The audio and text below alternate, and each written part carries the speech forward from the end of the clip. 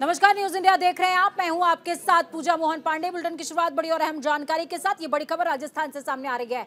Governor Kalraj Mishra ने अनुमोदन किया है। राज्यपाल ने विभागों के बंटवारे को मंजूरी दे दी है।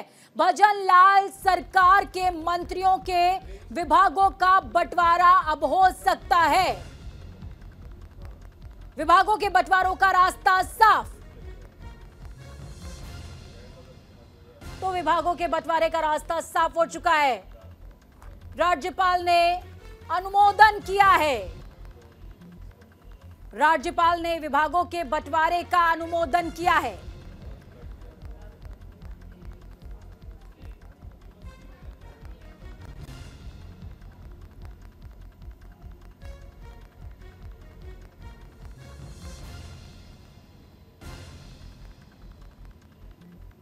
तो बड़ी अपडेट आपको दे रहे हैं। राज्यपाल ने विभागों के बंटवारे को मंजूरी दे दी है।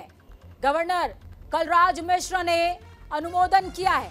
आपको बता दें कि राज्यपाल के अनुमोदन के बाद ही मार्ग प्रशस्त होता है विभागों के बंटवारों का, और यह मार्ग प्रशस्त हो चुका है क्योंकि गवर्नर की तरफ से यानी कि राज्यपाल की तरफ से हरी झंडी दिखा दी गई है। प्रधानमंत्री मोदी ने जापान के पीएम को खत लिखा है। जापान में आए भूकंप पर पीएम नरेंद्र मोदी का दर्द इस खत में झलका है। पत्र में पीएम मोदी ने लिखा, मैं बहुत दुखी हूं। प्रधानमंत्री नरेंद्र मोदी ने 1 जनवरी को जापान में आए भूकंप पर दुख जताया है। उन्होंने अपने समकक्ष प्रधानमंत्री फुमियो किशिदा को पत्र लिखते हुए जापान और उसके लोगों के साथ एकजुटता व्यक्त की है। मौसम विभाग के एक अधिकारी ने बताया था कि 1 जनवरी को जापान में लगातार एक के बाद एक 155 भूकंप आए और जापान की स्थिति सिर्फ इस बात से आप समझ सकते हैं कि 7 घंटे के अंदर 60 से ज्यादा झटके जापान ने महसूस किए हैं, जिनमें से 2 भूकंपों की तीव्रता की अगर बात की जाए तो 7.6 और 6 थी। तो वहीं 153 झटकों की तीव्रता 3 से ज्यादा मापी गई थी। जापान में 7.6 और 6 की तीव्रता वाले जोरदार भूकंप की वजह से पश्चिमी तट के किनारे पर स्थित इमारतें धराशायी हो गई थी। भूकंप की वजह से अब तक 64 लोगों की जान चली गई है। कई इमारतें, वाहन और नौकाएं क्षतिग्रस्त हो गईं। अधिकारियों ने भूकंप के खतरे को देखते हुए चेतावनी जारी करी है। कुछ क्षेत्र में लोगों को अपने घरों से दूर रहने को कहा गया है।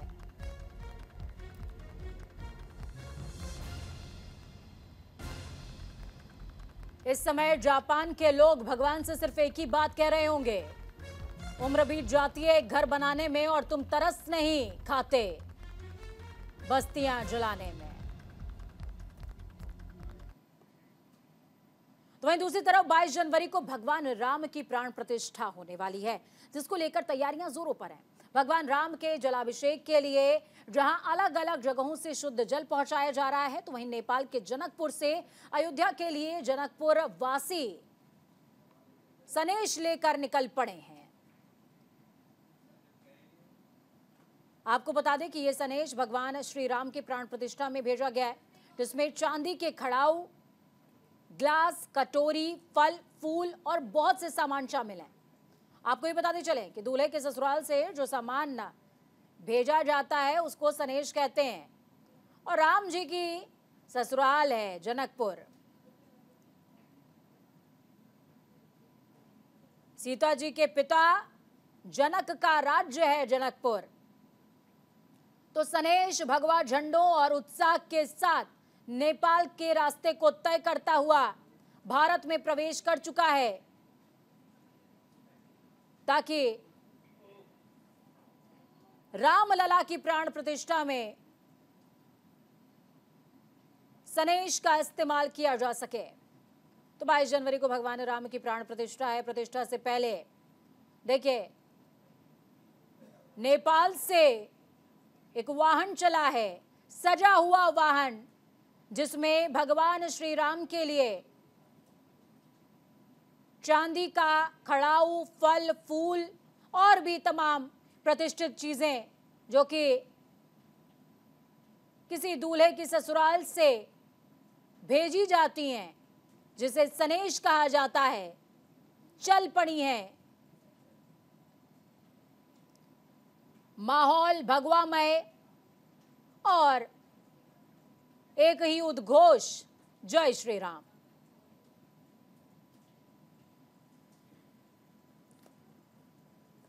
कहते हैं कि जब ससुराल से कुछ आता है और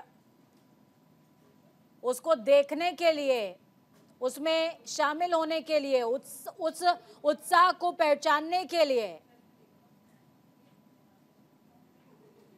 जो दूल्हे पक्ष के लोग होते हैं, वर पक्ष के लोग होते हैं, वो बहुत उत्साहित रहते हैं। तो वो उत्साह इन तस्वीरों में भी आपको नजर आएगा, जिसमें भगवा ध्वज है, जय श्री राम का उद्घोष है और जनकपुर का स्नेह है। अब एक और अहम जानकारी जो आपको पता होनी चाहिए, इकबाल अंसारी बाबरी मस्जिद के मुद्दई थे, राम मंदिर प्राण प्रतिष्ठा में वो भी जाने वाले हैं क्योंकि निमंत्रण मिल गया है। जी हाँ, इकबाल अंसारी को निमंत्रण मिल गया है। बाबरी केस में मुस्लिम पक्षकार रहे हैं इकबाल अंसारी। 22 जनवरी को भगवान राम की प्राण प्रतिष्ठा होगी। बाबरी मस्जिद के पक्षकार इकबाल अंसारी का बयान भी इस दौरान सामने आया। उन्होंने कहा कि ट्रस्ट की तरफ से निमंत्रण मिला है और जरूर जाएंगे। देखिए, न्यूज इंडिया ने भी जब इकबाल अंसारी से बातचीत करी थी तो उन्होंने साफ कहा था कि हम एक दूसरे के सुख दुख में शामिल होते रहते हैं, और अगर आप अयोध्या की बात करेंगे तो अयोध्या अपने नाम को सार्थक करता है। अयोध्या में जो सौहार्द है, परस्पर जो स्नेह है, वो कहीं देखने को नहीं मिलता। इकबाल अंसारी ने इस बात को दोहराया था। न्यू पूजन के दौरान भी इकबाल अंसारी को निमंत्रण मिला था, वो पहुंचे थे। एक बार फिर से प्राण प्रतिष्ठा के लिए निमंत्रण मिला है इकबाल अंसारी को। 22 जनवरी को भगवान रामलला मर्यादापुरी अयोध्या में गर्भगृह में विराजमान होंगे और इस विध्वंस से विराजमान की यात्रा में इकबाल अंसारी साक्षी बनने वाले हैं। अगली खबर पश्चिम बंगाल से, जहां पर ईडी की टीम पर हमला हुआ। जी हां, हमले में ईडी के 5 अधिकारी घायल हो गए। एक अधिकारी की हालत इतनी गंभीर कि उसे अस्पताल में भर्ती कराया गया है। संदेशखाली में रेड करने पहुंची ईडी की टीम पर टीएमसी नेता के ठिकानों पर रेड के दौरान हमला हुआ है। ईडी पर हमला करने के मामले में एनआईए जांच की मांग कर रहे हैं शुभेंदु अधिकारी। एनआईए जांच की मांग शुभेंदु अधिकारी की तरफ से की गई है। राज्यपाल ने मुख्य सचिव को तलब किया है।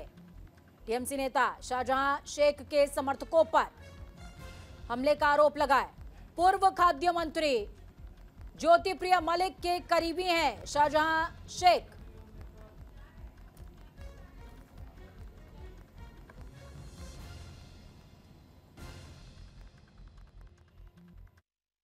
सत्तारूढ़ पार्टी के गुंडों ने, दरिंदों ने जो हमला बोला है आज ईडी के ऑफिसरों के खिलाफ, इसमें ये जगजाहिर होते हैं कि बंगाल में कानून और व्यवस्था की हाल कितना बुरा होते जा रहे हैं। मैं तो ये कहना चाहते हैं कि अगर ईडी इतना इडियट कब से हुआ पता नहीं, उनको सारे फौजों को साथ में लेकर चलना चाहिए। आज तो जख्म हुए, अगले तारीख खून भी हो सकते। आज संदेशखाली में जो घटना हुआ है, इसका कड़ी से कड़ी भाषा में हम लोग निंदा करते हैं। सिर्फ ये एक केंद्रीय निरपेक्ष एजेंसी के ऊपर ही अटैक नहीं, बल्कि ये पूरी संविधान का ऊपर अटैक है, पूरा जो महामान्य उच्च अदालत की निर्देश है उसका ऊपर अटैक है, और उसके साथ साथ फेडरल स्ट्रक्चर का ऊपर अटैक है।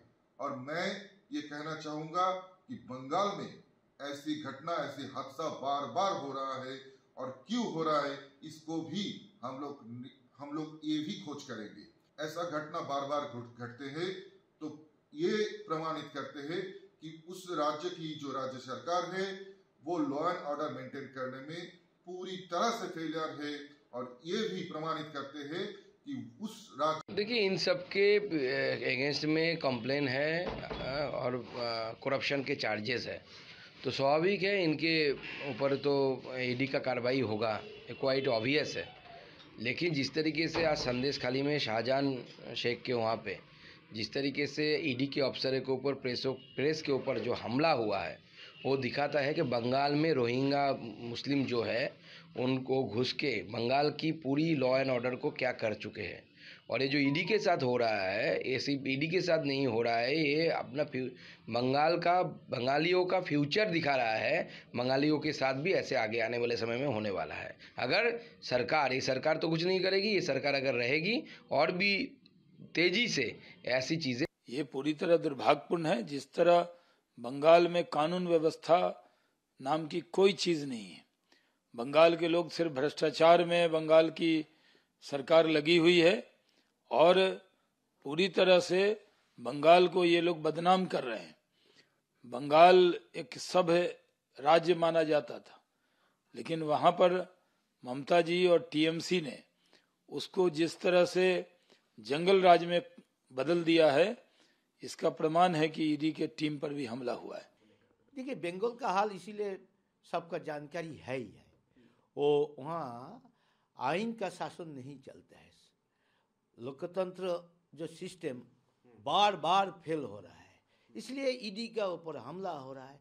वहाँ देश के खिलाफ जितना ऑर्गेनाइजेशन है वो अभी मजबूती हो रहा है। इतना बम बारूद पिस्तौल हर रोज मिल रहा है, लेकिन उनका ऊपर ज़्यादा कुछ एक्शन नहीं हो रहा है। इसलिए वहाँ इमरजेंसी देकर वो गवर्नमेंट का हटा के वहाँ कानून का शासन लगाने सबसे पहले। देखिए, संदेश खाली और पूरा बशीरहाट इलाका का डॉन है शाहजहान शेख, और वो तृणमूल का लीडर भी है, संतरासवादी भी है, और इनके खिलाफ बहुत सारे मर्डर केस है, बहुत सारे गैर कानूनी केसेस है, तब भी पुलिस उनको कुछ नहीं करते, कारण वो तृणमूल का शरण में है, तृणमूल का लीडर है। देखिए, संदेश खाली में जो हुआ वो एक प्रोवोकेशन का नतीजा था। बंगाल में जो हो रहा है, रोज कहीं ना कहीं तृणमूल का किसी लीडर को डिस्टर्ब करने के लिए, हैरास करने के लिए, नेगेटिव न्यूज करने के लिए भाजपा का इंस्ट्रक्शन पर ये एजेंसी वालों और सेंट्रल फोर्सेस वहां पर जा रहा है और इलाका में प्रोवोकेशन दे रहा है, ऐसा एलिगेशन हमारा पास आ रहा है। संदेश खाली में भी वही हुआ। अब देखिए, शुभेंदु अधिकारी सीबीआई एफआईआर नेम्ड, बीजेपी जिसको चोर बोला था, उसका घर में कोई रेड नहीं, लेकिन तृणमूल का घर देख के ही वो रेड करने चला जा रहा है और उस इलाका में प्रोवोकेशन दे रहा है। ये जो ईडी इस तरह से काम कर रही है, हालांकि मैं ये नहीं कहती कि उनके ऊपर हमला करना सही था गलत था, पश्चिम बंगाल का क्या मामला है वो भी मुझे मालूम नहीं है, लेकिन ये बात सही है कि जिस तरह से ईडी का इस्तेमाल केंद्र सरकार कर रही है, एक तो तमाम विपक्ष के नेताओं के खिलाफ उसका इस्तेमाल करना, उनको जेल भेजना, ऐसा लगता है कि केंद्र सरकार को जो चला रहे हैं वो आने वाले चुनाव से कुछ डरे हुए हैं। देखिए, संदेश खाली में ईडी का जो ऑफिसर लोग थे और उनका साथ जो सेंट्रल फोर्स का आदमी लोग थे, वो लोकल पीपल को बुरी तरह इरिटेट कर रहे थे, प्रोवोक कर रहे थे, इसके लिए स्पॉन्टेनियस रिएक्शन हुआ है। प्रॉब्लम यह है कि पूरा देश का आम आदमी ये Delhi monitored deep conspiracy, big conspiracy देखते देखते पूरी तरह थक गया। जहां तक बंगाल का सवाल है, डेली बेसिस में तृणमूल कांग्रेस के खिलाफ। तो वहीं गृह मंत्री अमित शाह जयपुर पहुंच चुके हैं। सीएम भजनलाल शर्मा ने उनका भव्यतम स्वागत किया है। जयपुर पहुंचे हैं अमित शाह। केंद्रीय गृह मंत्री अमित शाह जयपुर पहुंच चुके हैं। Rajasthan international centre DGIG conference में शामिल होने के लिए पहुंचे हैं अमित शाह। और अब से कुछ ही देर में प्रधानमंत्री नरेंद्र मोदी भी जयपुर का रुख करने वाले हैं। 3 दिवसीय दौरा है प्रधानमंत्री का भी, हालांकि उससे पहले अमित शाह जरूर पहुंच गए हैं राजस्थान। गुलाबी नगरी जयपुर पहुंचे हैं अमित शाह। कोहरे और ठंड की वजह से उत्तर भारत ठिठुर रहा है, कड़कड़ा रहा है। दिल्ली, उत्तर प्रदेश समेत उत्तर भारत में शीतलहर का कहर है और आने वाले दिनों में बारिश की भी संभावना है। बारिश से और ज्यादा ठंड बढ़ जाएगी। कश्मीर में 0 से 5 डिग्री नीचे पारा पहुंच गया है। और यही नहीं, बल्कि कोहरे की वजह से ट्रेनें और फ्लाइट्स भी घंटों लेट चल रही हैं।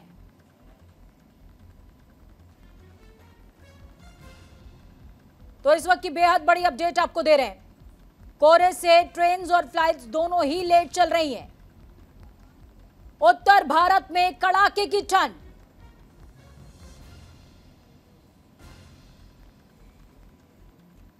तो शीतलहर का कहर, जिसकी वजह से जनता हलकान है, उत्तर भारत परेशान है। बारिश की वजह से ठंड में इजाफा हो सकता है। मौसम विभाग ने साफ कहा, शीतलहर बनी रहेगी। ऐसे में आपके बॉडी में जो भी सेंसिटिव ऑर्गन्स हैं, जैसे कि कान, नाक, इन सबको ढक करके रखिए, सर को ढक करके रखिए, ताकि आप शीतलहर और ठंड के प्रकोप से बच सकें।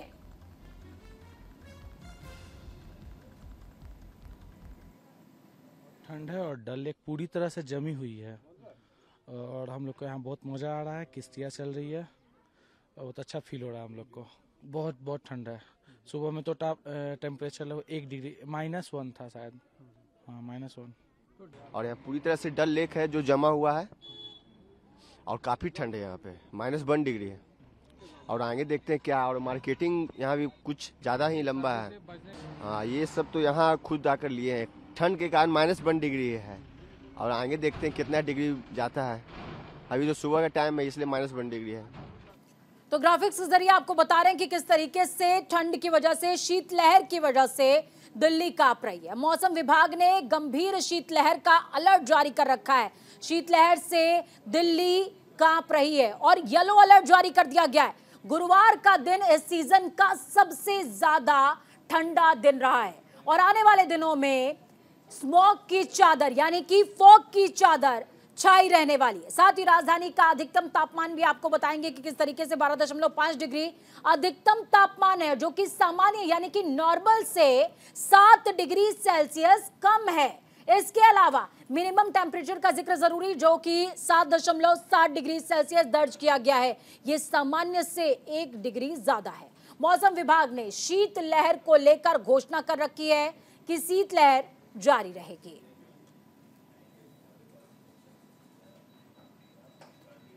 तो ग्राफिक्स के जरिए आपको बता रहे हैं कि किस तरीके से राजधानी दिल्ली कांप रही है, हाड़-गपाऊ ठंड है और ऐसे में येलो अलर्ट भी जारी कर दिया गया है। ग्राफिक्स के जरिए आपको बता रहे हैं कि किस तरीके से दिल्ली में गुरुवार का दिन सबसे ज्यादा ठंडा दिन दर्ज किया गया है। तो वहीं दूसरी तरफ आगामी दिनों के लिए, आने वाले दिनों के लिए भी कोहरे को लेकर के अलर्ट जारी किया गया है। यानी कि आप अगर ट्रैवल कर रहे हैं तो आपको कोहरे को ध्यान में रखते हुए ट्रैवल करना है, फॉग लाइट्स का इस्तेमाल करना है और उसके साथ ही आपको डिपर्स का यूज करना रहेगा। राजधानी के अधिकतम टेम्परेचर की अगर बात की जाए तो 12.5 डिग्री अधिकतम टेम्परेचर है, जो कि सामान्य से 7 डिग्री सेल्सियस कम है। और इसके अलावा जो मिनिमम टेम्परेचर दर्ज किया गया है वो 7.7 दर्ज किया गया है, जो कि नॉर्मल टेम्परेचर से 1 डिग्री ज्यादा है। ये मिनिमम टेम्परेचर है। इसके अलावा शीतलहर को लेकर के भी आदेश जारी हुए हैं मौसम विभाग की तरफ से कि आगे शीतलहर बनी रह सकती है। आपको शीतलहर और बारिश दोनों की संभावनाओं को ध्यान में रखते हुए ड्रेसअप भी होना है और अपने बच्चों को भी सेव करके रखना है। कोशिश करना है कि ज्यादा से ज्यादा आप घर के अंदर रहिए, बाहर जाने से बचिए, लेकिन अगर जाना पड़ रहा है तो इन दोनों चीजों को ध्यान में रखिए कि शीतलहर भी चलेगी और उसके अलावा बारिश भी हो सकती है। तो अपना और अपनों का बहुत ख्याल रखिए। इस बुलेटिन में फिलहाल खबरों का सफर यहीं तक। बुलेटिन के उस पार ताजा अपडेट्स के लिए देखते रहिए न्यूज़ इंडिया, क्योंकि हम हैं राष्ट्र की आवाज। नमस्कार।